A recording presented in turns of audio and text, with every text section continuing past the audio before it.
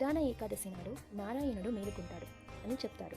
ఇందులో మనం గమనించాల్సిన విషయం ఏంటంటే, ఈ కాలంలో ఎక్కువ వానలు పడుతూ ఉంటుంది. అందువలన బురదగా ఉంటుంది. వాతావరణం బాగుండదు. ఈ కాలం ప్రయాణాలు చేయడానికి అనుకూలంగా ఉండవు. అందుకే వాళ్ళు ప్రయాణాలను మానేసి ఒక్కచోటే ఉంటారు. ఇలా ఒక్కచోటే ఉన్నప్పుడు ఏం చేయాలి అంటే, శ్రావణం మాసంలో శ్రవణం చేయాలి అని అర్థం ఉంది. శ్రవణం అంటే వినడం. ఒకప్పుడు గ్రంథాలు కానీ పుస్తకాలు కానీ చాలా తక్కువే ఉండేవి. అది ముఖ్యంగా గురుకులంలో గురువు గారి దగ్గరే ఉండేది. ఎందుకంటే అచ్చు యంత్రాలు ఎక్కువ లేనందువలన. అప్పుడు గురువు గారు చెప్తూ ఉండేవారు, శిష్యులు వింటూ ఉండేవాళ్ళు. అదే మనము చేయాల్సి ఉంటుంది. వినడం ఎక్కువ ప్రాధాన్యత ఉంటుంది.